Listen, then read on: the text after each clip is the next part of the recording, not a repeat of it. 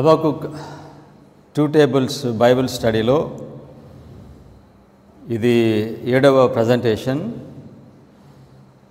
అర్ధరాత్రి గాక వర్తమానము 6వ భాగము, the midnight cry 6th part. ఈ వర్తమానము ఒకరు తప్పు అని ఒకరు ఒప్పు అని ప్రూవ్ చేయటానికి ఈ బైబిల్ స్టడీ ఇవ్వట్లేదు. దేవుడిచ్చిన వర్తమానాన్ని మేము ప్రకటిస్తున్నాం. ఈరోజు అర్ధరాత్రి కేక వర్తమానము అని ముగిస్తున్నాం. ఒకసారి దీనిని మనం ముగించక మునుపు ఇంతవరకు మనం ఏం చదువుకున్నామో ఈ వర్తమానంలో మనం ఒకసారి రివ్యూ చేద్దాం.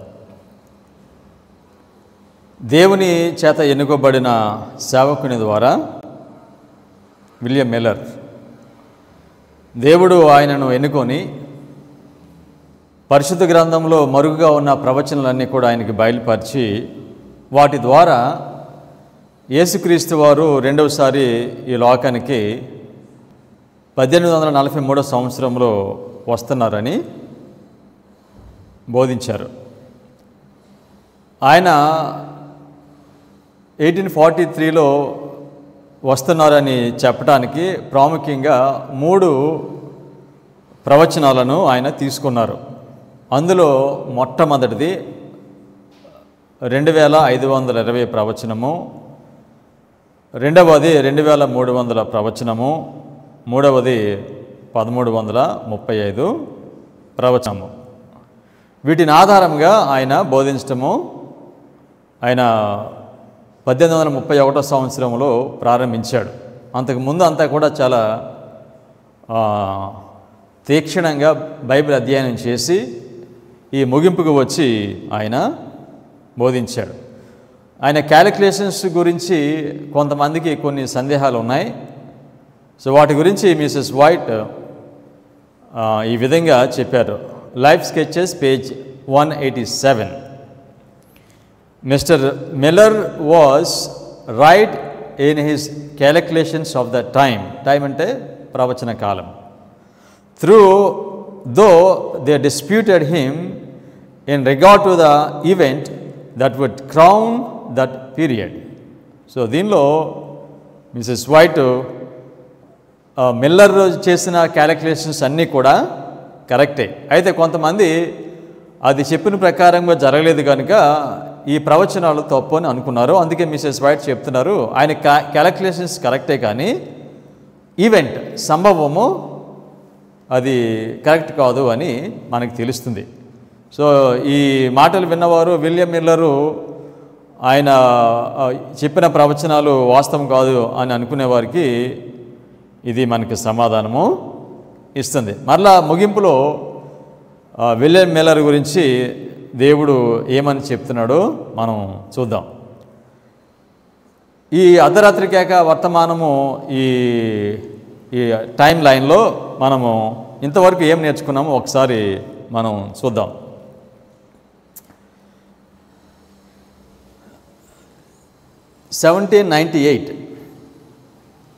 ఇది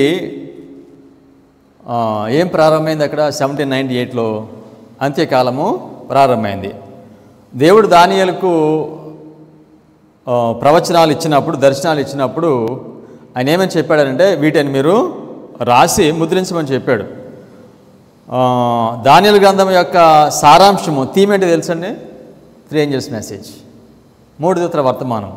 ఓకే, దానియేలు గ్రంథం యొక్క సారాంశము 3 దూతల వర్తమానము. కనుక ఈ గ్రంథాన్ని ముద్రించమని చెప్పినప్పుడు ముద్రించబడింది.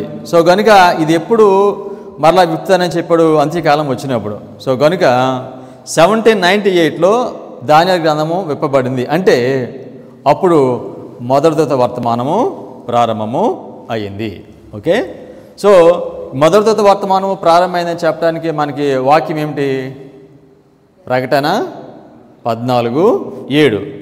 తర్వాత 1833 విలియం మిల్లరు యేసుక్రీస్తు వారు వస్తారని బోధిస్తున్నప్పుడు ఆయన బాధకు శక్తినిచ్చినది ఏమిటంటే యేసుక్రీస్తు వారు ఏమని చెప్పారనంటే ఆయన రాకడకు యుగ సమాప్తికి సూచనలు ఏమిటని అడిగినప్పుడు ఆయన ఆఖరి సూచనగా ఏం చెప్పారు? నక్షత్రాలు రాలుతాయి. సో 1833 సంవత్సరంలో నక్షత్రాలు రాలినప్పుడు ఇక విలియం మిల్లర్ కన్ఫర్మ్ చేసుకున్నాడు, ఇక నేను చెప్పిన ప్రవచనం అంతా కూడా కరెక్టే, యేసుక్రీస్తు వారు ఖచ్చితంగా వస్తారని ఆయన చేసుకున్నాడు. తర్వాత 1840 ఆగస్టు 11న ఏం జరిగిందంటే మొదటి దూత వర్తమానము శక్తి పొందింది. ఎప్పుడైనా కూడా వర్తమానం వచ్చినప్పుడు అది దాన్ని అందరూ గుర్తించరు. 1798లో మొదటి దూత వర్తమానం వచ్చినప్పుడు దాన్ని ఎవరు గుర్తించలేదు. కానీ ఈ మొదటి దూత వర్తమానం ఎప్పుడు శక్తి పొందుతుంది? అది ఎప్పుడైతే ఈ వర్తమానము శక్తి పొందుతుందో అప్పుడు దీనిని అందరూ కూడా గ్రహిస్తారు. సో కనుక ఇక్కడ మనకి 1840 ఆగస్ట్ 11లో మొదటి దూత వర్తమానము అది శక్తి పొందింది. అప్పుడు ఏం జరిగింది? ఆటోమన్ ఎంపైర్ కూలిపోయింది. దాని గురించి మనకి ఎవరు చెప్పారు? జోసియా లీచ్ ఒక ప్రవచనము చెప్పాడు. దానియేలు ప్రకటన 9వ అధ్యాయం ప్రకారంగా ఆయన చెప్పిన ప్రవచనము నెరవేరింది. తర్వాత 1842 మేలో వారు ఒక చార్ట్ తయారు చేశారు.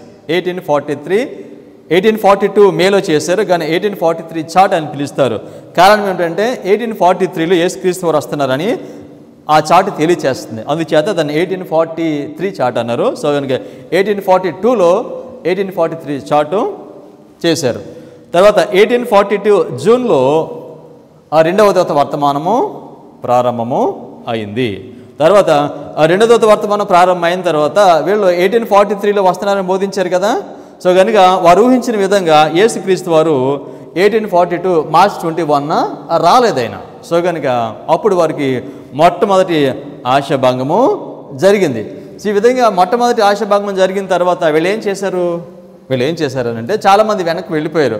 మేము మోసపోయాం అనుకుని చాలామంది వెనక్కి వెళ్ళిపోతే కొంతమంది మాత్రము దేవుడు నిజంగా ప్రేమించిన వారు మరలా తిరిగి వెళ్ళి వారి లేఖనాలు చదవటము ప్రారంభించినప్పుడు వాళ్ళకి అర్థమైంది, సో మనం ఊహించినట్టుగా యేసుక్రీస్తు వారు రారు అని హబక్కూకు 2వ అధ్యాయము 3వ వాక్యం తెలియజేస్తుంది. అదేవిధంగా మత్తయి సువార్త 25వ అధ్యాయము 5-6 వాక్యాలు తెలియజేస్తాయని వాళ్ళు అర్థం చేసుకున్నారు. అప్పుడు వాళ్ళకి అర్థమైంది ఏమిటంటే అర్ధరాత్రి కేక అనే ఈ వర్తమానము నిరాశ చెందిన తర్వాత వస్తుందని వారు గ్రహించారు. సో కనుక 1842 మార్చిన ఏం ప్రారంభమైందంటే 1842 మార్చిలో మొదటి ఆశాభంగం కలిగింది. ఇక్కడే వేచి ఉండే సమయము ప్రారంభము అయింది. వేచి ఉండే సమయంలో దేవుడు ఏం చేస్తాడని నేర్చుకున్నాం మనం.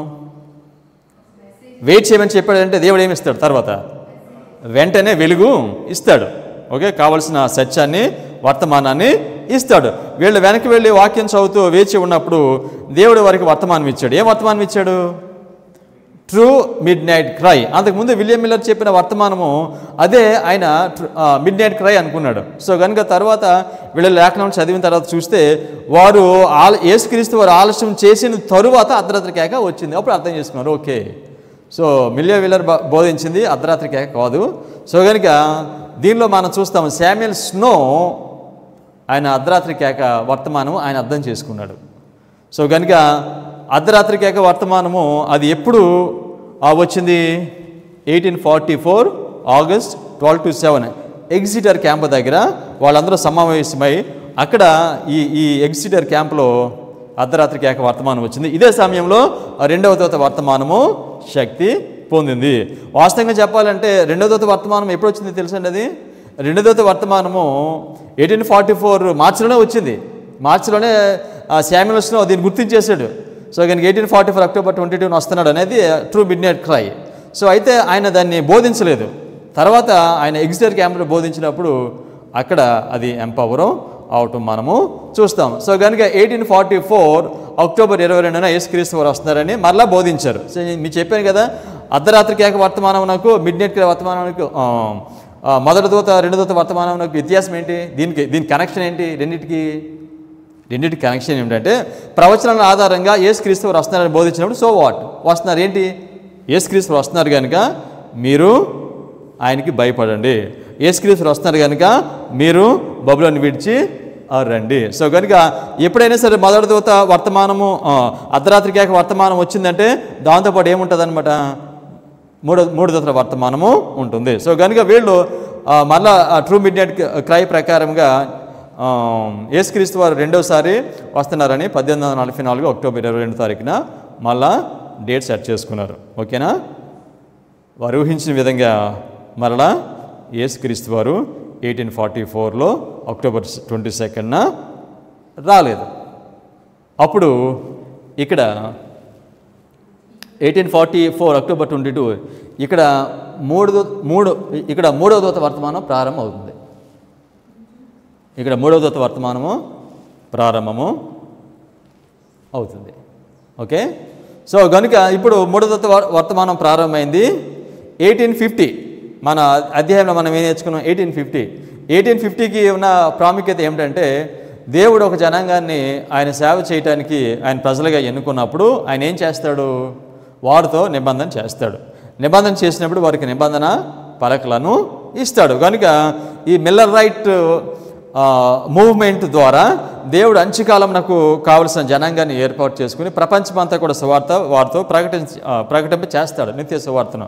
సో కనుక ఇప్పుడు 1850లో దేవుడు పాత నిబంధన గ్రంథంలో ఉన్న ఇశ్రాయేలీయులకు ఏ విధంగా అయితే వారితో ఆయన నిబంధన చేసినప్పుడు వారికి నిబంధన పలకలను నిబంధన మాటలను ఏ విధంగా అయితే ఇచ్చాడో అదేవిధంగా నవీన ఇశ్రాయేలును దేవుడు ఏర్పాటు చేసుకున్నప్పుడు వారికి కూడా ఆయన 2 చార్ట్స్ను ఇచ్చాడు. ఈ 2 చార్ట్స్ లేకపోతే నిబంధన లేదు. అందుచేత ఆయన 2 చార్ట్స్ ఇవ్వాలి. 1843 చార్ట్ ఇచ్చాడు, తర్వాత 1850లో ఇంకొక చార్ట్ ఇచ్చాడు. ఈ 2 చార్ట్స్ ఇవ్వడం ద్వారా ఏం జరుగుతుందంటే దేవుడు వారితో నిబంధన చేస్తాడు. సో కనుక ఏన్షియంట్ ఇజ్రాయెల్తో నిబంధన చేసినప్పుడు 10 ఆజ్ఞలు దానికి ఆధారము. అదేవిధంగా నవీన ఇజ్రాయెల్ అనగా అడ్వెంటిస్ట్ దేవుడు నిబంధన చేసినప్పుడు వారికి ఈ 2 చార్ట్స్ని ఆయన ఇచ్చాడు. ఈ చార్ట్స్ మీద ఏముంటాయని నేర్చుకున్నాం మనం. ఈ చార్ట్స్ మీద ఏముంటాయి?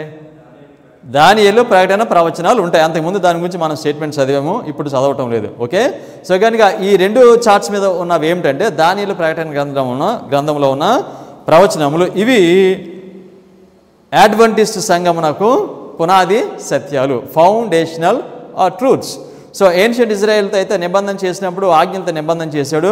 నవీన్ ఇజ్రాయెల్తో ఆయన నిబంధన చేసినప్పుడు ప్రవచనంతో నిబంధన చేశాడు. సో కనుక 10 ఆజ్ఞలో ఒక ఆజ్ఞ మేరటము ఎంత తప్పు, అదేవిధంగా ఈ చార్ట్స్ మీద ఉన్న ఈ సత్యాల్లో ఈ ప్రవచనాల్లో దేనిని మనము తృణీకరించినా అంతే తప్పు అవుతుంది. సో కనుక ఈ చార్ట్స్ మీద ఉన్న ఈ ప్రాఫెసీస్, ఈ సత్యములు సెవెంత్ డే అడ్వెంటిస్ట్ సంఘమునకు ఫౌండేషనల్ ట్రూత్స్.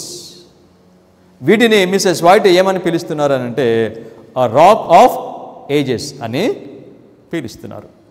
సో కనుక ఇప్పుడు మనం ప్రాముఖ్యంగా ఏం నేర్చుకుంటున్నామనంటే 10 ఆజ్ఞలలో ఉన్న ఒక ఆజ్ఞను తీసేస్తే ఎంత ప్రమాదమో, అది ఎంత గొప్ప నేరమో, అదేవిధంగా ఈ చార్ట్స్ మీద ఉన్న దేనినైనా ఒక ప్రవచనాన్ని కానీ నువ్వు తీసేస్తే కనుక అంతే పాపంగా దేవుడు ఎంచుతాడు.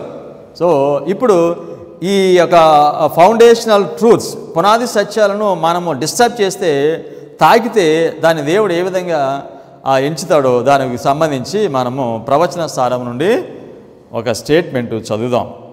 Testimonies for the church, volume 8-97. Let none seek to tear away the foundations of our faith, the foundations that were laid at the beginning of our work by prayerful study of the word by revelation. ఏమని చెప్తారు Mrs white?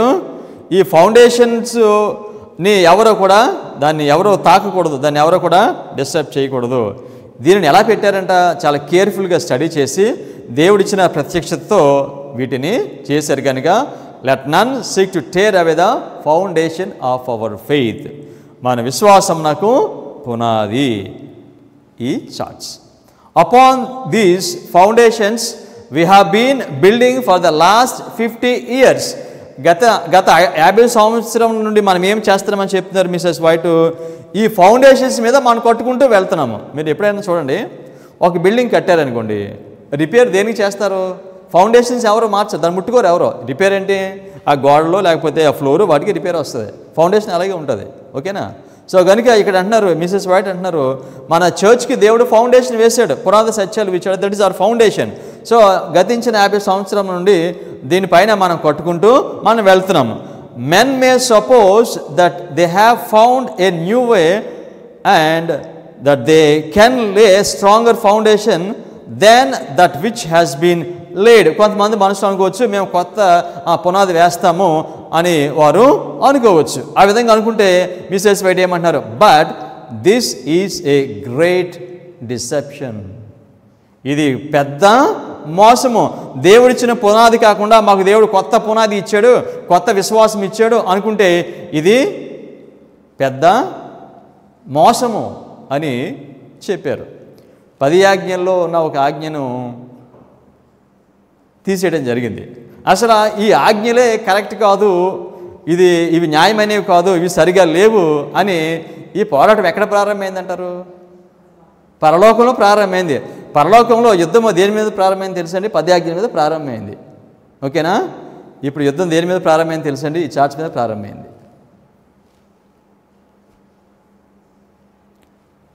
10 ఆజ్ఞలకు పునాది వేసింది వారెవరు? ఎవరు? 10 ఆజ్ఞలు ఎవరు? యేసుక్రీస్తు వారు.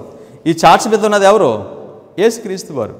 సో కనుక చేసే వాదన ఏమిటంటే పరలోకంలో సాతానుడు ఈ 10 ఆజ్ఞల గురించి ఆయన తృణీకరించాడు, అది న్యాయమైనవి కాదన్నాడు.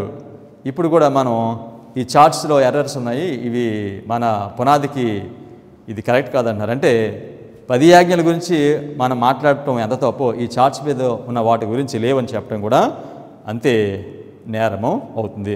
Hour foundation can no man lay than that which has been laid. చెప్తున్నారు ఇంకే మనిషి ఇంక వేరే ఫౌండేషన్ వేయొద్దు. ఇక నో ఫౌండేషన్ వేరే ఫౌండేషన్ ఏం లేదు, వేరే పునాది లేదు, ఇదే పునాది. ఈ పునాది మీదే కట్టాలి మీరు. In the past many have undertaken the building of a new faith, the establishment of new principles. ఏం చేస్తారంట? కొత్త విశ్వాసాన్ని తీసుకొస్తున్నారంట, న్యూ ప్రిన్సిపల్స్ తీసుకొస్తున్నారు. Okay, but how long did their building stand? It soon fell. మరి ఈ విధంగా చేస్తే ఎంతకాలం బిల్డింగ్ నిలబడుతుంది? బిల్డింగ్ అండ్ చర్చ్ ఎంతకాలం నిలబడుతుందండి? బిల్డింగ్ చర్చ్ ఇది చేసేస్తే పునాది పీకేస్తే it fell for it was not founded upon the rock. So కనుక వారి పునాది ఆ బండ మీద లేదు కనుక పడిపోయింది. దీని గురించి యేసుక్రీస్తు వారు ఈ మాటలు చెప్పారు కదా మత్తయి సువార్త 7వ అధ్యాయంలో. పునాది బండ మీద కట్టిన ఇల్లు ఉంది, ఇసుక మీద కట్టిన ఇల్లు ఉంది. ఓకేనా? బండ మీద కట్టిన ఇల్లు తుఫాను వచ్చినా, వరద వచ్చినా, ఇటువంటి విపత్తు వచ్చినా అది స్ట్రాంగ్గా నిలబడదు. కానీ ఇసుక మీద కడితే అది పడిపోద్ది. అంటే ఈ చార్ట్స్ మీద ఉన్నది ఏదైనా మనం తీసేస్తే మనము పడిపోతాం. సో ఏన్షియంట్ ఇజ్రాయెలైట్స్ ఏం చేశారు తెలుసండి? 10 ఆజ్ఞలు మీరటం ప్రారంభించారు, వారు పడిపోయారు. ఇక అదేవిధంగా వారి ద్వారా దేవుడు మనకి హెచ్చరిక చేస్తున్నాడు. ఈ 2 చార్ట్స్ మీద ఏ ప్రాఫెషన్ కూడా తీసేయడం లేదు. That is truth, that is Christ. ఇప్పుడు మన సంఘము లౌదేకియా స్థితిలో ఉండటానికి కారణం ఏమిటంటే ఇదే కారణము. ఫౌండేషనల్ ట్రూత్స్లో నుంచి మనము పడిపోయాము. ఆ కాలంలో జెరమయ్య వెళ్ళి ఏ విధంగా అయితే ఆ దేవుని ప్రజలకు ఆయన కాలంలో ఆయన హెచ్చరికను చేశాడో అదేవిధంగా ఇప్పుడు ఉన్న నవీన ఇశ్రాయేలు కూడా దేవుడు అటువంటి హెచ్చరికనే ఆయన ప్రపంచవ్యాప్తంగా ఆయన చేస్తున్నాడు. మీ ఇంట్లో, మీ గృహాల్లో ఉద్యోగం రావాలంటే, దిద్దుబాటు రావాలంటే, మీరు మీ నైబర్స్ దగ్గర మీరు ఉద్యోగం దిద్దుబాటు తేవాలనంటే, మీరు ఎక్కడైతే పనిచేస్తున్నారో మీరు పనిచేసే స్థలంలో మీరు మంచి ఇన్ఫ్లుయెన్స్గా ఉండాలనంటే, మీ సంఘంలో ఉద్యోగం రావాలనంటే ఏం చేయాలి తెలుసండి? మిస్సెస్ ఏం చేయమని చెప్తుందో తెలుసా? So this is the one of the finest statements that we can read from Pen of Inspiration. Review and Herald, March 29, 1870. Mrs. White ఏం చెప్తున్నారు చూడండి. Are you missionaries in your neighborhoods and in your own families? Are you seeking to have a deep work of reformation going forward wherever you are best known? Is your life such as to give you influence at home with your families and workmen? You can hang up the charts. మీరు ఉండే ప్రదేశంలో, మీ కుటుంబంలో, మీరు పనిచేసే స్థలంలో మీరు దిద్దుబాటు తేవాలంటే ఏం చేయాలంట? You can hang up the charts. ఈ చార్ట్స్ని మీరు హ్యాంగ్ చేయండి, చేసి ఏం చేయాలి? And show them the truth. Show them the truth. ఈ చార్ట్స్ మీద ఉన్నది సత్యం అండి. ఎవరు సత్యం? Christ is truth. ఓకేనా? వాటిని పెట్టి మీరు దీని మీద ఉన్నాయి చూపించండి. ఈరోజు దీని మీద ఉన్న కొన్ని ప్రవచనాలు లేవని చెప్పడానికి కారణం ఏంటో తెలుసా అండి? కారణం ఏంటో తెలుసా? ఈ చార్ట్స్ మనం వెనక్కి పెట్టుకొని చెప్పడం మర్చిపోయాం మనం. ఈ చార్ట్స్ మన ఇంట్లో లేవు మనకి. అందుచేత ఆ న్యూ జనరేషన్ వచ్చినప్పుడు ఈ చార్ట్స్ గురించి వాళ్ళకి ఏమీ తెలియదు. ఎలాగంటే ఎప్పుడో చాలా కాలం క్రితము విశ్రాంతి దినం ఆదివారం మార్చారు. ఆ చరిత్ర తెలియదు మనుషులకి. కనుక తర్వాత వచ్చిన కొత్త తరం వారికి విశ్రాంతి దినం శనివారం అంటే ఏంటిది ఎప్పుడు వినలేదు కదా మేము. అదేవిధంగా ఈ చార్ట్స్ మీద నా ట్రూత్స్ మనం చెప్తుంటే ఇదేంటి ఎప్పుడు వినలేదు కదా నేను. కనుక అసలు ప్రాబ్లం ఎక్కడ ఉందంటే మనకి మిసెస్ వైట్ అన్నారు, నువ్వు రిఫార్మేషన్ దిద్దుబాటు తేవాలనంటే కనుక ఏం చేయాలి తెలుసు? నువ్వు ఆ చార్ట్స్ పెట్టి ఆ చార్ట్స్ని బోధించు, హైయెస్ట్ రివైవల్ వస్తుంది. Okay? And show them the truth as it is there illustrated. ఈ చార్ట్స్ మీద ఏమి చూపిస్తున్నాడు దేవుడు? మనకి సత్యములు చూపిస్తున్నాడు. Okay? You can teach them if you have a mind thus to do by explaining prophetic history. దీనిలో ఏముంది? ప్రవచన చరిత్ర ఉంది. And tracing down prophecies. ఇది మనం చదివినప్పుడు ఇంకా భవిష్యత్తులో మనకి చివరిలో ఏం జరగబోతుందో మనకి అర్థమవుతుంది. Towards the very end of this earth history ఏం జరుగుతుందో మనకు అర్థం కావాలంటే ఈ ప్రవచనాలు మనకి ఫౌండేషన్. వీటిని పక్కన పెట్టామనంటే యూఆర్ గాన్. కనుక ఈ ప్రవచనాలన్నిటికీ పునాది ప్రవచనం ఏంటి? 25:20. విలియం మిల్లర్ మొట్టమొదటిగా కనుగొన్న ప్రవచనం ఏంటి? 25:20. Okay? That the end of all things at hand, you can impress them with the sacredness of the law of God and show them its claims upon them. ఇక్కడ ఇదే స్టేట్మెంట్లో మిసెస్ వైట్ ఆ 2 charts గురించి మాట్లాడుతూ ఇంకా ఎవరికి దేని గురించి మాట్లాడుతున్నారు? The law of God. Law of God. ఆ రెండు కూడా they're both represent Christ. Okay? కనుక ఈ 2 చార్ట్స్లో ఉన్న ప్రవచనాలు బోధిస్తే ఏమొస్తుందంట?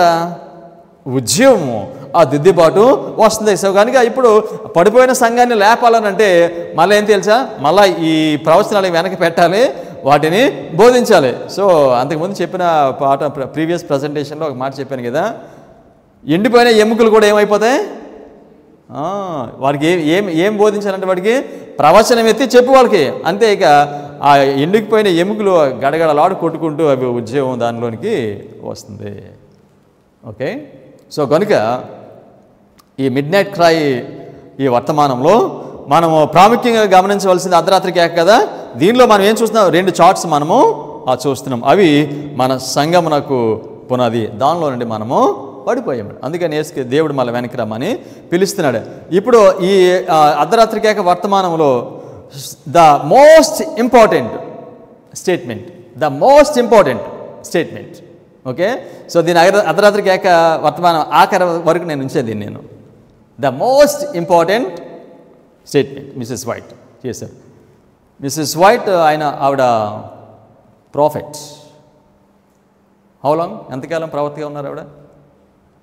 70 సంవత్సరాలు ప్రవక్తగా ఉన్నారు. ఎన్ని విజన్స్ వచ్చినాయి ఆవిడకి? దర్శనాలు వచ్చినాయి 2000 visions.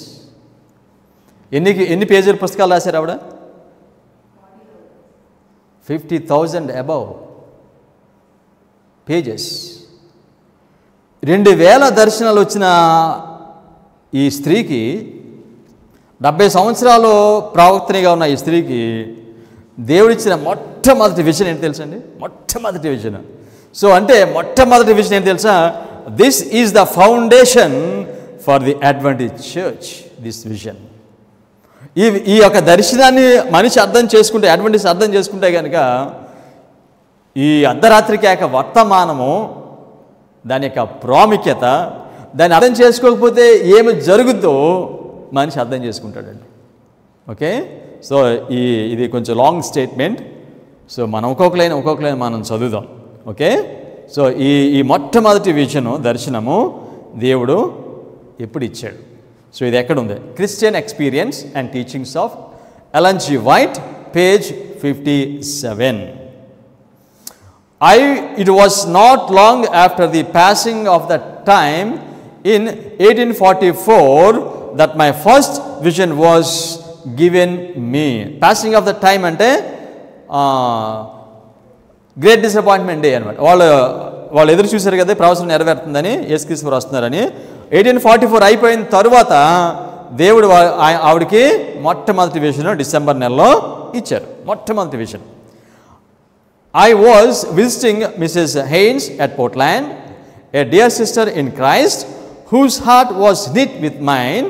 Five of us, all women, were kneeling quietly at the family altar. So, ఆ రోజు ఆ కుటుంబ బలిపీఠం దగ్గర అందరూ ప్రార్థన చేసుకుంటున్నారంట, ఐదుగురు స్త్రీలు కలిసి.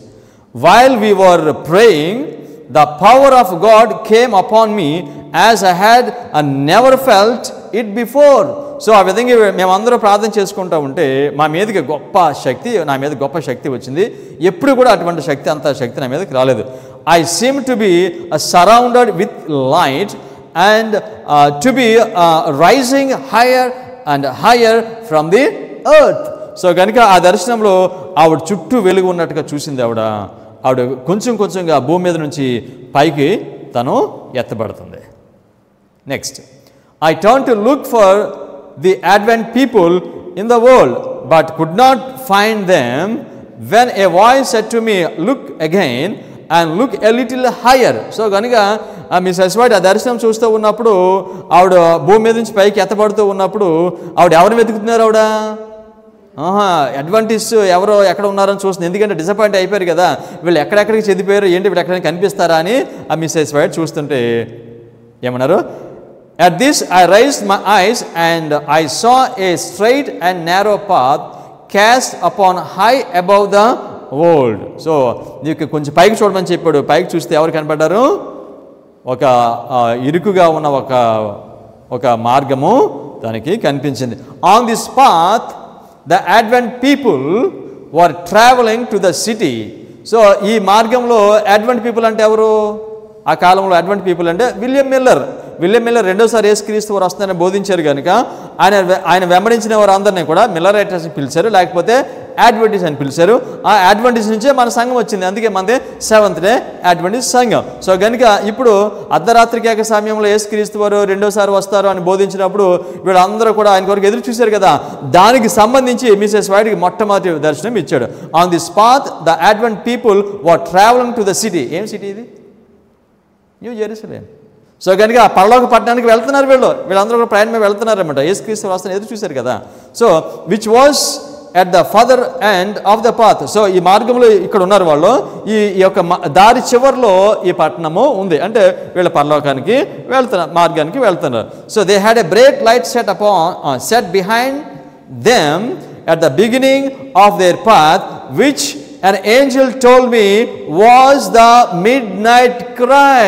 సో కనుక వీళ్ళు యేసు ప్రభువుని కలుసుకోవడానికి వెళ్తుంటే వాళ్ళు ప్రారంభంలో ఆ మార్గము ప్రారంభంలోనే వాళ్ళు వెనకాల ఏం పెట్టాడు? దేవుడు వెలుగు పెట్టాడంట. ఏం వెలుగు అది? Mid night cry. అంటే వాళ్ళు నడిపించేది ఏ వర్తమానం అనమాట? అర్ధరాత్రికి ఏక వర్తమానం వాళ్ళు నడిపిస్తుంది. సో కనుక వాళ్ళ వెనకాల వాళ్ళకి అర్ధరాత్రికి ఏక వర్తమానం ఇచ్చాడు. ఈ అర్ధరాత్రికి ఏక వర్తమానాన్ని వాళ్ళు అనుసరిస్తే కనుక, అర్థం చేసుకుంటే కనుక వాళ్ళు ఎక్కడికి వెళ్ళిపోతారు? వాళ్ళు ఆ చివరిగా ఆ పట్టణం నాకు వాళ్ళు వెళ్తారు. So they had a bright light set behind them at the beginning of the path which an angel told me was the midnight cry. So అర్ధరాత్రికి ఏక వర్తమానం గురించి దేవుడు ఆవిడికి దర్శనము ఇచ్చాడు. Okay, next. This light shone all along the path and gave light for their feet so that they might not stumble. So కనుక వాళ్ళ మార్గం అంతటా కూడా ఈ యొక్క వెలుగు వారికి చూపించాడు దేవుడు. సో కనుక వారి పాదాలు తొట్టిల్లవు, వారు తొట్టిల్ల పడరు. ఎప్పుడైతే అర్ధరాత్రికి ఏక వర్తమానం ఈ వెలుగు వారికి చూపిస్తుందో, ఆ వెలుగుని కనుక వారు అనుసరిస్తే కనుక దే విల్ నాట్ స్టంబల్, పడిపోరు వాళ్ళు. Okay, if they kept their eyes fixed on Jesus who was just before them leading them to the city, they were safe. వాళ్ళు నడిపించేది ఎవరు? యేసుక్రీస్తు వారు. But soon some grew weary. అయితే వాళ్ళకి light ఇచ్చాడు, వాళ్ళ వెనక లైట్ వెలుగు ఉంది. ఆ వెలుగు అర్ధరాత్రి కాక వర్తమానము వాళ్ళకి దారి చూపిస్తుంది అది. అయితే ఆ దారిలో నడుస్తూ ఉండగా సడన్గా కొంతమంది ఏమైపోయారంట, దే గ్రూ వెరీ. వాళ్ళు అలసిపోయారంట. ఎప్పుడు అలసిపోయారు? మొదటి డిసప్పాయింట్మెంట్ వచ్చినప్పుడు 1843లో మొదటి డిసప్పాయింట్మెంట్ వచ్చింది కదా, అప్పుడు అనుకున్నారు ఓకే యేసుక్రీస్తు వారు వస్తారు అనుకుని మేము వీళ్ళే మేళ్ళ మాటలు విని వచ్చాము, సో కనుక మేము అది కరెక్ట్ కాదు అని వీళ్ళు నిరాశపడిపోయారు. అదేవిధంగా రెండవ డిసప్పాయింట్మెంట్ కూడా అంతే. రెండవ డిసప్పాయింట్మెంట్ కూడా ఏం వర్తమానమో అది కూడా అర్ధరాత్రి కాదు వర్తమానం, 2 midnight cry. అప్పుడు కూడా అదే అనుకున్నారు, వెళ్ళారు కదా, వెళ్ళినప్పుడు యేసుక్రీస్తు వారు రాలేదు. సో ఏం పేరు వాళ్ళు? But soon some grew weary and set the city was a great away off. అనుకున్నారు లేదు ఇప్పుడు కాదు, ఆ పట్టణం చాలా దూరం ఉంది, రెండో రాకడ ఇప్పుడు లేదు, చాలా ఎప్పుడో వస్తుంది, ఇప్పుడు కాదు, ఇది అనవసరం మనకి కంగారపడ్డాం అనుకున్నారు. Okay, and set the city was a great way off and they expected to have enter it before. ఇంకా ముందే యేసుక్రీస్తు అనుకున్న టైంకి వచ్చేస్తారంటున్నారు, కానీ ఆయన రాలేదు. Then Jesus would next continues then Jesus would encourage them by raising his glorious right arm and from his arm came a light. ఈ విధంగా మొదటి నిరాశ కలిగినప్పుడు వాళ్ళు నిరుత్సాహపడిపోతూ ఉంటే యేసుక్రీస్తు వారు ఆయన గ్లోరియస్ రైట్ హ్యాండ్ ఆయన ఎత్తి చూపిస్తున్నారు వాళ్ళకి. ఆయన చేతి నుంచి ఏమొస్తుందంట? From his arm came a light. What light is this? True midnight cry. True midnight cry. My brothers and sisters, నేను ఈ స్టేట్మెంట్ చదివేటప్పుడు ఎన్ని వందల సార్లు చదువుంటాను ఈ స్టేట్మెంట్. నేను real I'm telling to understand this. Sir ఏం చెప్తుందో 1-2 సార్లు చదివిన అర్థం కావట్లేదు అసలు ఇది, కానీ మోస్ట్ ఇంపార్టెంట్ స్టేట్మెంట్ అనేది నాకు అర్థమైంది నాకు ఇది. సో కనుక చాలాసార్లు చదివిన తర్వాత ఇది అర్థం చేసుకోవడానికి చాలా పేజెస్ చదివితే కానీ నేను వెనక్కి వచ్చి అప్పుడు అర్థమైందండి ఇది నాకు. ఇది చదవగా నాకు అర్థం కాదు, కన్ఫ్యూజన్ ఉంది, ఏంటి ఇది మిస్సెస్ బట్ దేని గురించి మాట్లాడతారు నాకు అర్థం కాల.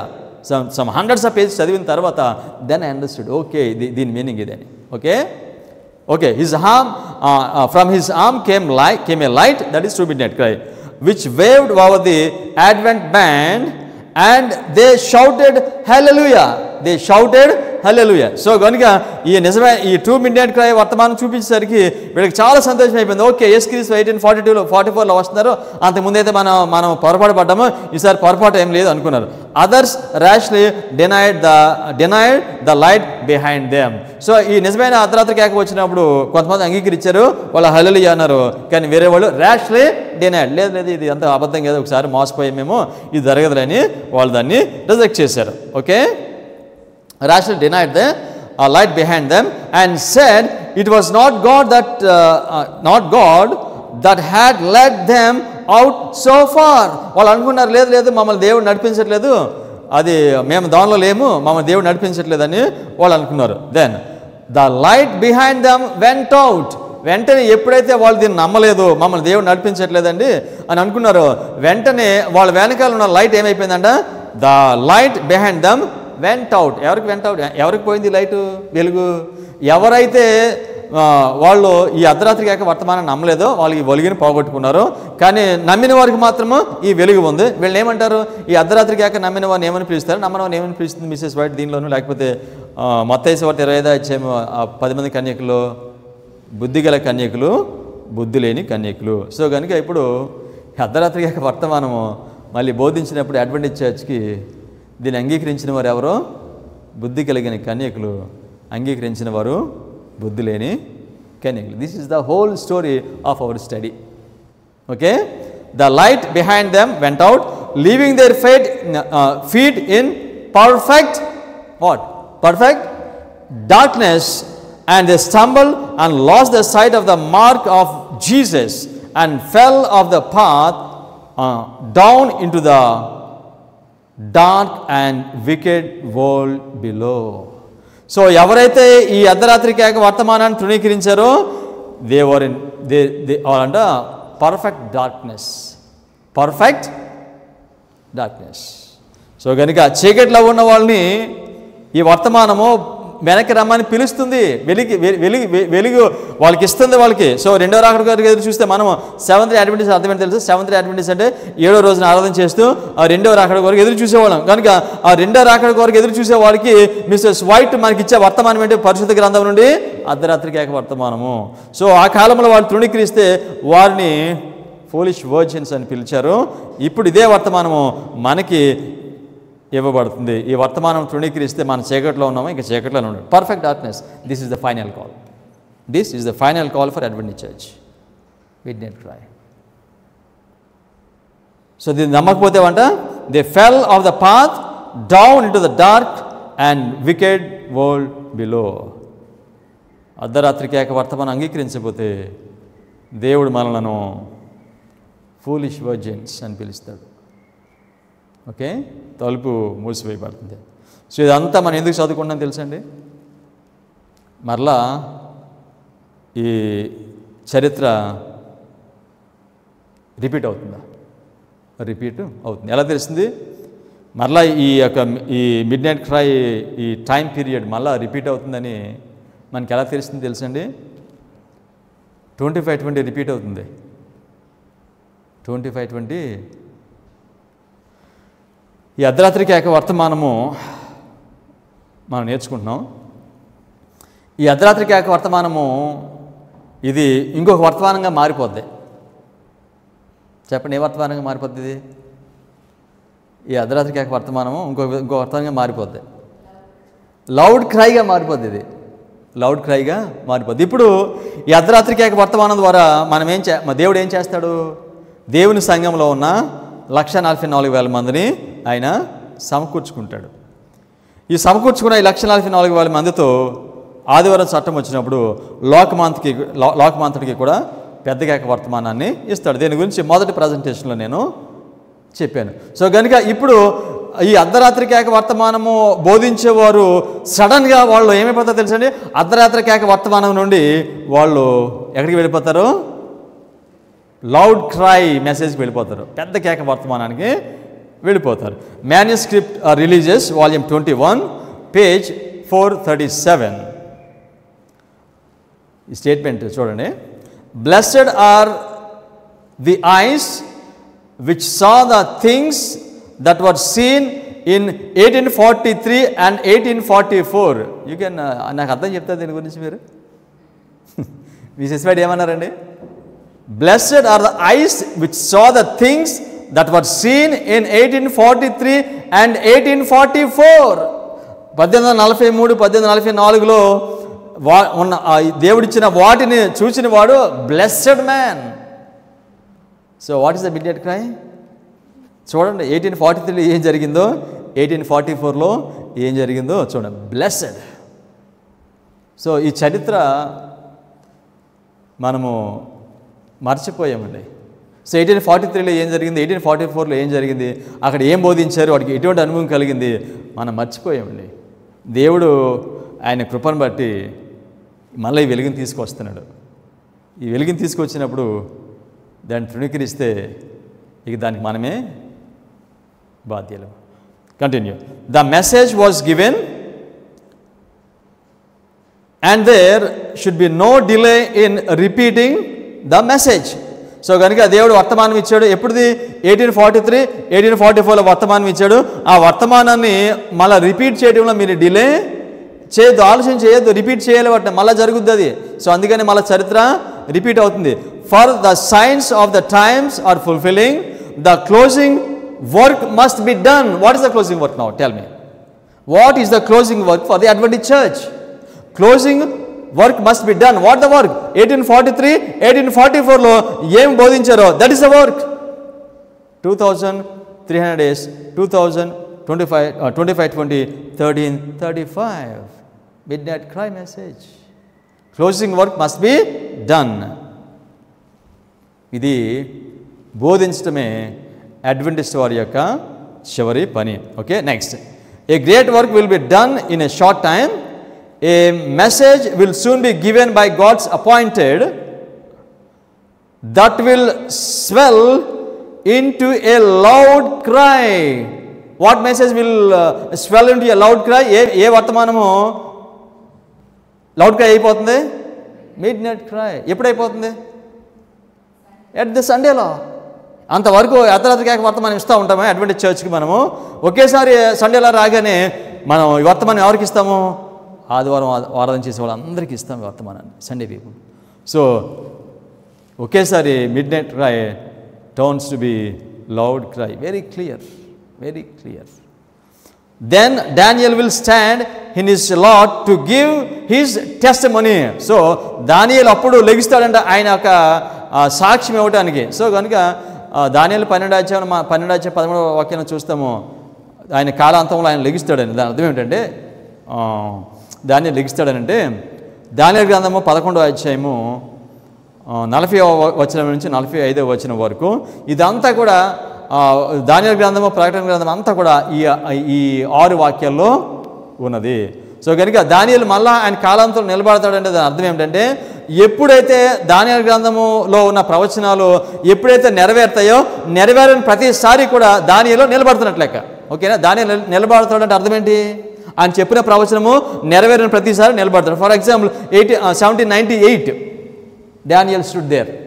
డానియల్ స్టూడ్ ఎప్పుడు 1798. ఎందుకని మొదటి వర్తమానము బోధించారు. సో దానియేలు మళ్ళీ ఎప్పుడు నిలబడ్డాడు?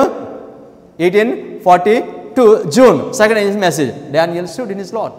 సో కనుక it is that application. So కనుక ఎప్పుడైతే ఈ వర్తమానం బోధిస్తారో Daniel will stand in his lot, అంటే దానియేలు చెప్పిన ప్రవచనము నెరవేరుతుంది. అందుకని ప్రారంభంలో చెప్పాను నేను మీకు 2 వర్తమానాల గురించి. ఓకేనా? Mid night cry and loud cry. ఈ వర్తమానం ఎవరిస్తారండి? మరి అటువంటి చర్చ్లో ఎవరిస్తారు ఈ వర్తమానం? ఎవరు బోధిస్తారు ఈ వర్తమానం? అర్ధరాత్రి కేక వర్తమానం దేవుని ప్రజలను సమకూరుస్తుంది. ఈ వర్తమానం ఎవరిస్తారు? ఎవరు బోధిస్తారు? ఎవరు బోధిస్తారంటే అటువంటి చర్చ్లో ఒకప్పుడు వారు గుడ్డివారు,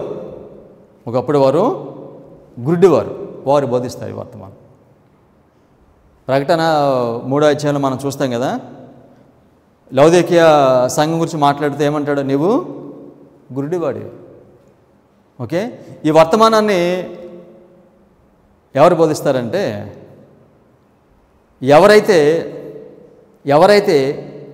యేసుక్రీస్తు చేత స్వస్థపరచబడతారో వారు ఈ వర్తమానాన్ని బోధిస్తారు. వారు గుడ్డివారు, వారు చూడలేకపోతున్నారు, కానీ వారు చూస్తారు. ఎవరు చూస్తారో? ఎవరైతే యేసుక్రీస్తు ద్వారా ఆయన శక్తి ద్వారా వారు శుద్ధి చేయబడతారో, ఎవరైతే యేసుక్రీస్తు శక్తి ద్వారా కళ్ళు తెరబడతాయో వాళ్ళు చూస్తారు. మనం ట్రయంఫల్ ఎంట్రీ గురించి మనం చదువుకున్నాము. యేసుక్రీస్తు వారు యెరూషలేముకు వెళ్తూ ఉన్నప్పుడు ఎవరు ఆ కేకలు వేసింది? ఎవరు ఆ వర్తమానం ఇచ్చింది? ఎవరు? యేసుక్రీస్తు ద్వారా స్వస్థపరచబడిన వారు. సో కనుక సెవెంత్ అటువంటి చర్చ్లో అర్ధరాత్రి కేక వర్తమానం ఎవరిస్తారనంటే హై పొజిషన్లో ఉన్నవాళ్ళు కాదండి, ఎక్కువ విద్య ఉన్నవాళ్ళు కాదండి. వాళ్ళు ఒకప్పుడు అంధత్వంలో ఉన్నారు, కానీ దేవుడు వాళ్ళ యొక్క నేత్రాలను తెరిచారు.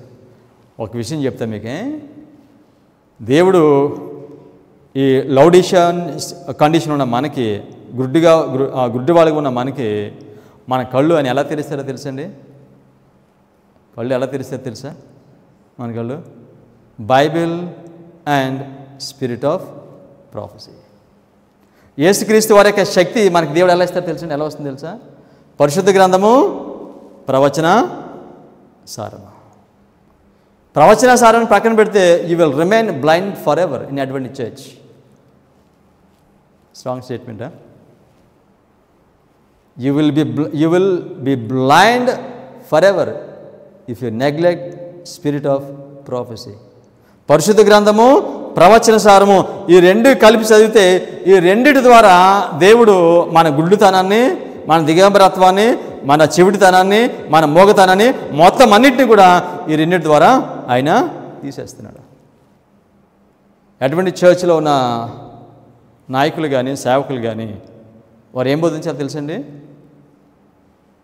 ప్రవచన సారము పరిశుద్ధ గ్రంథంలో ఉన్న ప్రతి పేజీ పైన వెలుగు అది ప్రకాశిస్తుంది. సో కనుక మీరు పరిశుద్ధ గ్రంథాన్ని అర్థం చేసుకోవడానికి మీరు ఎక్కడికి వెళ్ళాలి?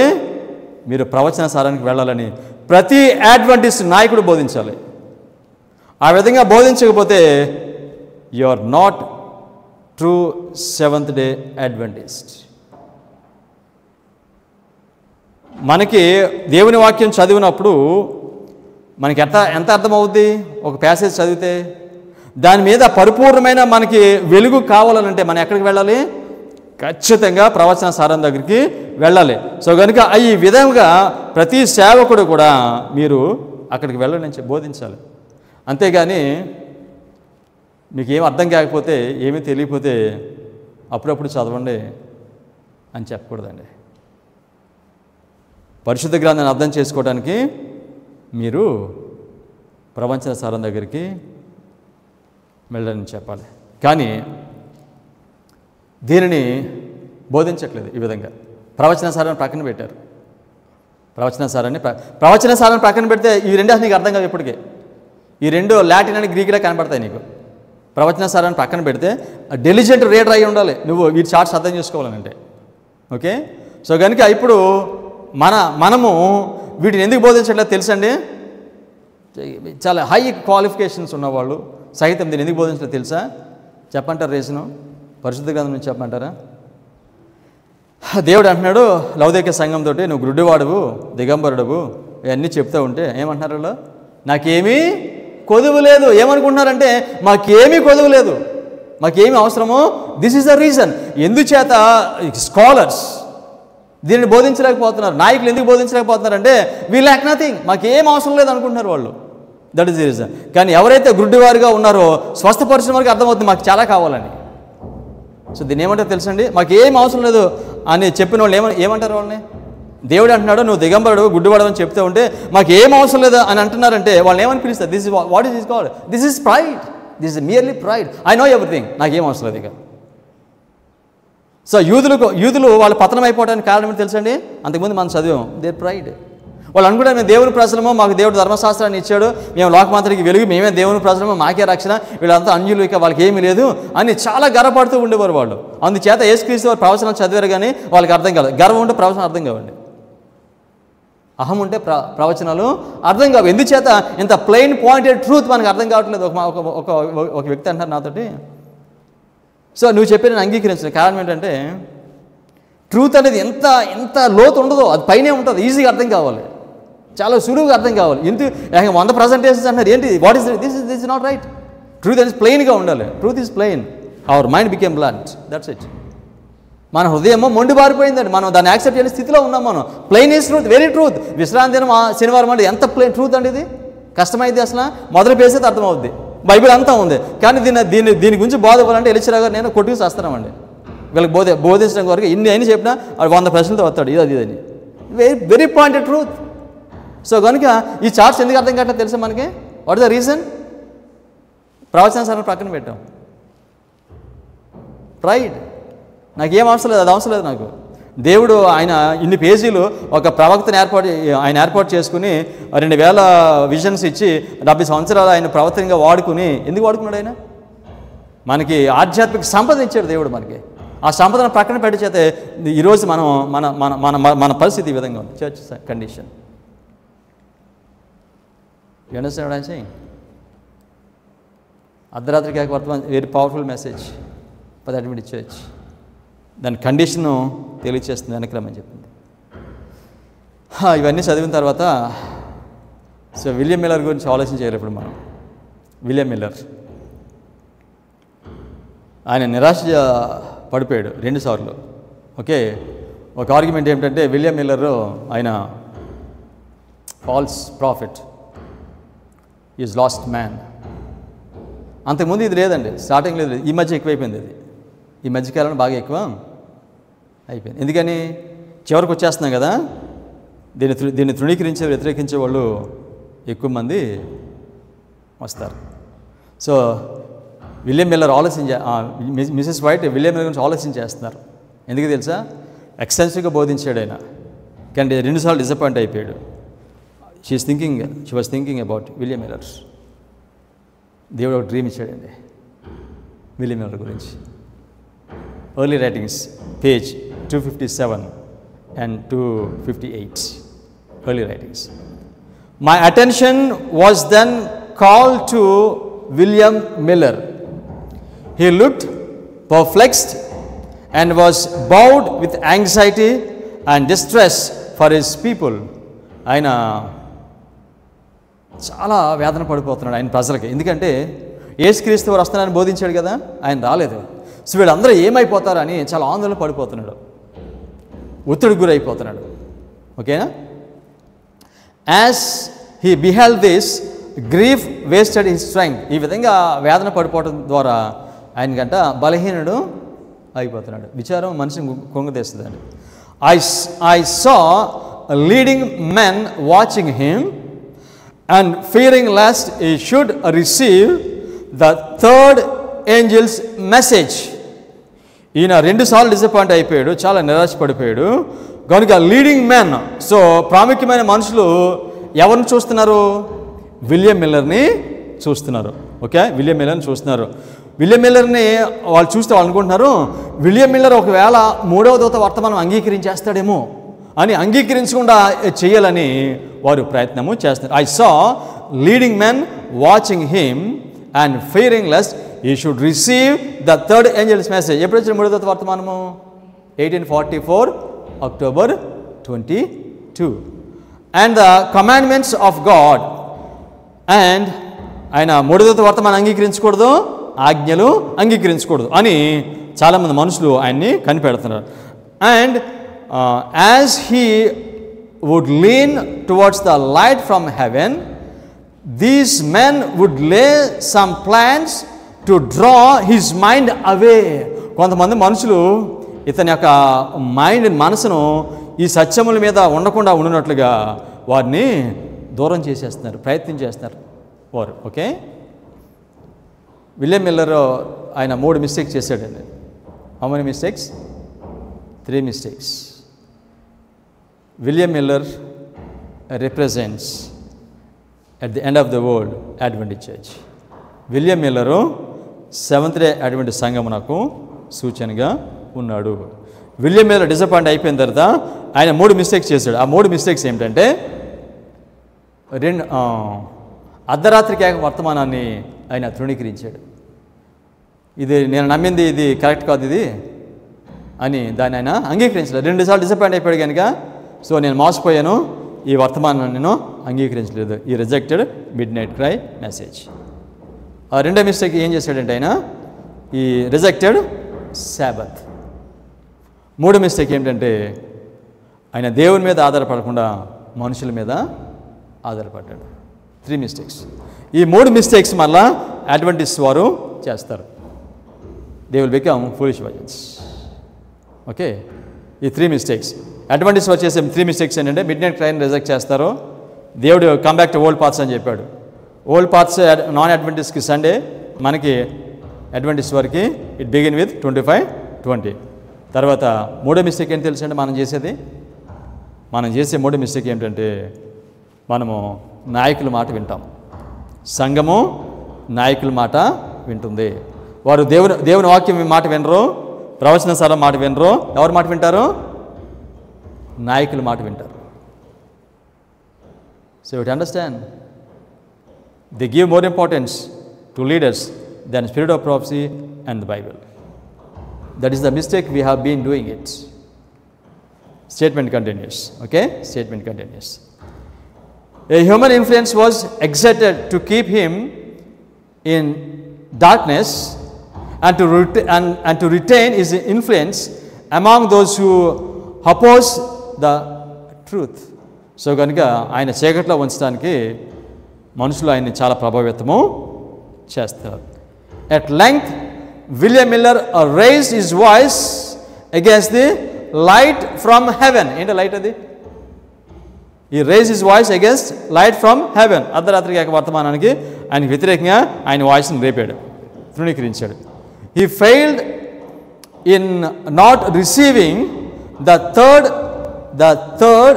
receiving the message which would have fully explained his disappointment and cast a light and glory on the past, which would have revived his exhausted energies, brightened his hope, and led him to glory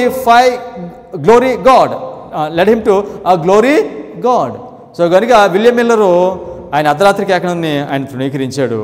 తర్వాత మూడవ వర్తమానం తృణీకరించాడు. దీన్ని కనుక ఆయన అర్థం చేసుకుని ఉంటే, అంగీకరించి ఉంటే కనుక ఆయన ఎందుకు డిసప్పాయింట్ అయ్యాడో ఆ డిసప్పాయింట్మెంట్కి కావాల్సిన రీజన్స్ అన్నీ కూడా దేవుడు ఆయనకి ఇచ్చేవాడు. రీజన్స్ ఏంటి? ఆ వర్తాత్రిక వర్తమానాన్ని అంగీకరించి మూడవ వర్తమానం అంగీకరిస్తే ఏమర్థమవుతుంది మనుషులకి?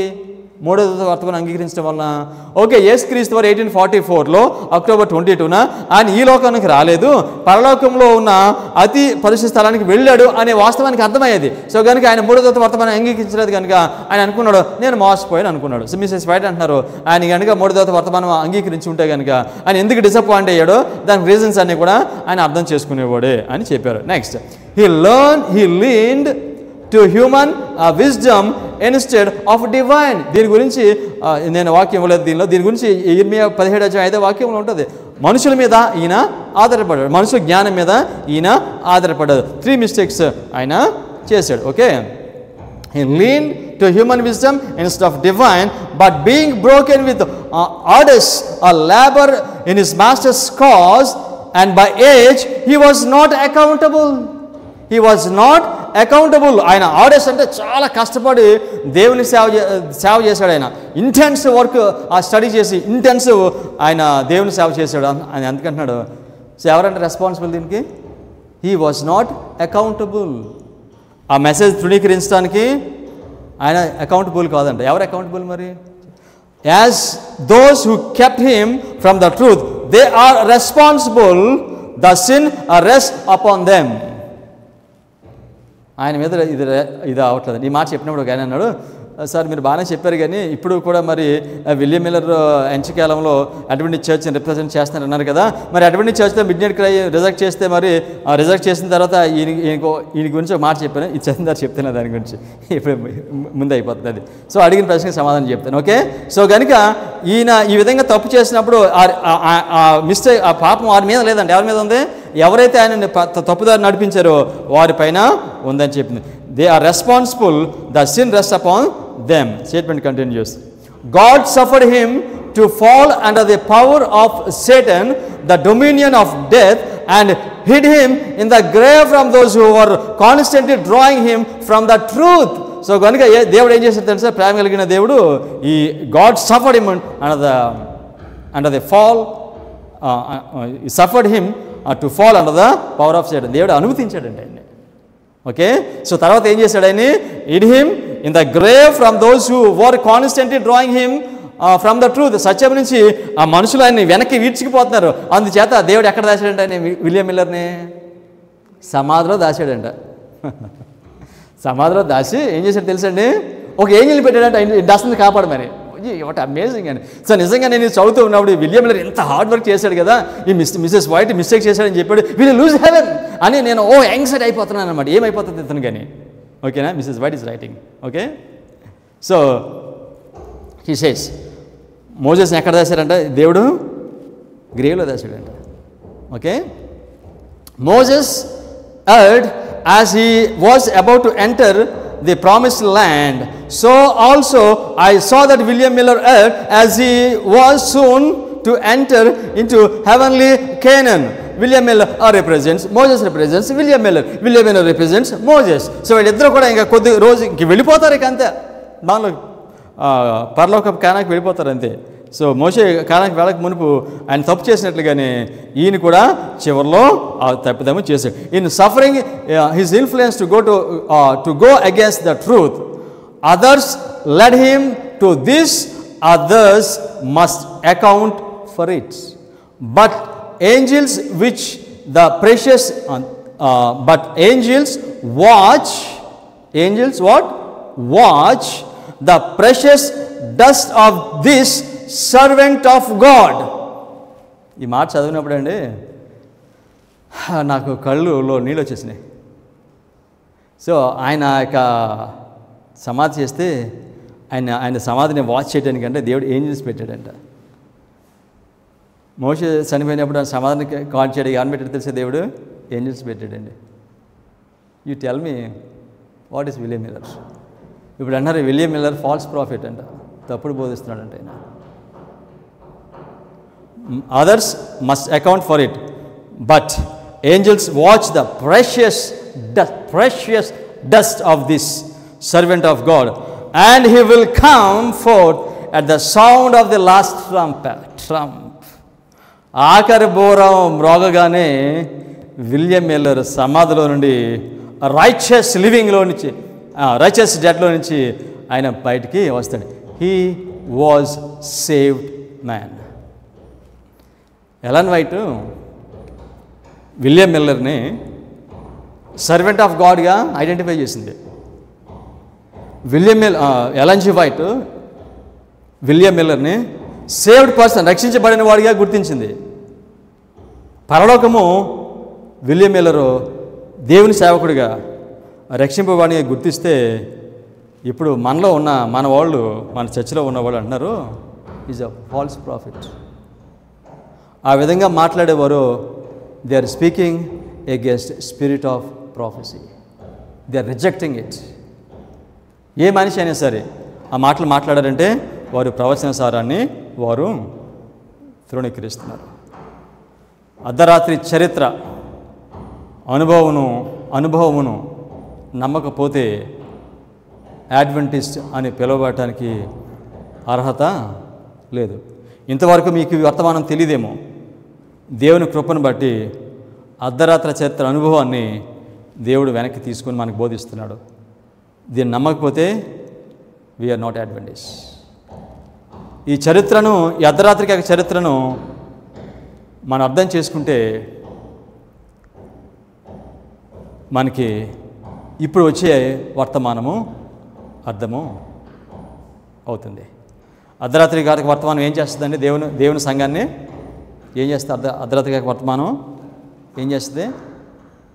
2 భాగాలు చేస్తుంది. Mid night cry produces 2 groups in God church.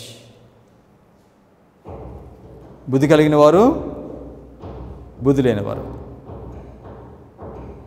Rejecting mid night cry message ఎలా తెలుస్తుంది తెలుసా నీకు? ఫస్ట్ స్టెప్ దీనికి 25-20 ప్రవచనం వస్తుంది.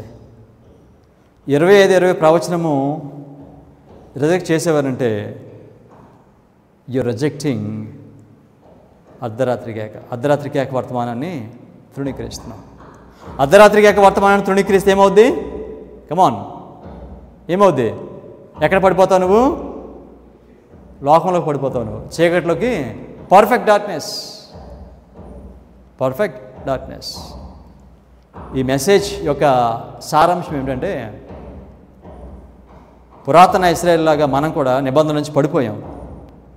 దేవుడు మరలా నిబంధనలోనికి రమ్మని ఆయన ప్రజలమైన అడ్వెంటిస్ట్ వారిని దేవుడు పిలుస్తున్నాడు. మనతో ఆయన ప్రవచనాలతో నిబంధన చేశాడు. సో కనుక వెనక్కి రమ్మంటే అన్నాడని పిలుస్తున్నాడంటే అర్ధరాత్రి కేకని వర్తమానం అంగీకరించిన మొదటి భాగం ఏమిటంటే 25-20 ప్రవచనాన్ని అర్థం చేసుకో. అందుచేతనే అపవాది ఏ ప్రవచనాన్ని కొట్టాడు తెలుసండి? 25-20 ప్రాఫెసీ. 10 ఆజ్ఞల్లో 4వ ఆజ్ఞ. దేవుడు మరలా మనతో నిబంధన చేస్తాడు, పిలుస్తున్నాడండి. ఏన్షియన్ ఇజ్రాయెల్తో ఒకసారి చేశాడు, తప్పిపోయారు. మళ్ళీ రెండోసారి చేశారు, మళ్ళీ తప్పిపోయారు. మనం ఒకసారి తప్పిపోయాము, పడిపోయాము, దానిలో నుంచి మళ్ళీ ఆయన పిలుస్తున్నాడు. ఇర్మియా 31:32 వాక్యం. ఇర్మియా 31:32 వాక్యం. ఇదిగో నేను ఇశ్రాయేలు వారితోనూ యూదా వారితోనూ క్రొత్త నిబంధన చేయ దినములు వచ్చుచున్నవి, ఇదే యెహోవా వాక్కు. ఏన్షియంట్ ఇజ్రాయేల్ చరిత్రను మనము వీఆర్ రిపీటింగ్. సో వాళ్ళతో క్రొత్త నిబంధన చేశాడు, పడిపోయారు. ఇప్పుడు దేవుడు మనతో మరలా నిబంధన చేస్తున్నాడు. ఈ నిబంధనలోనికి రమ్మని పిలిచే వర్తమానమే అర్ధరాత్రి కేక వర్తమానము. యేసుక్రీస్తు చెప్పారు, సత్యంతో వారిని ప్రతిష్ఠ చేయము, నీ వాక్యమే సత్యము. ప్రార్థన చేసుకుందాం.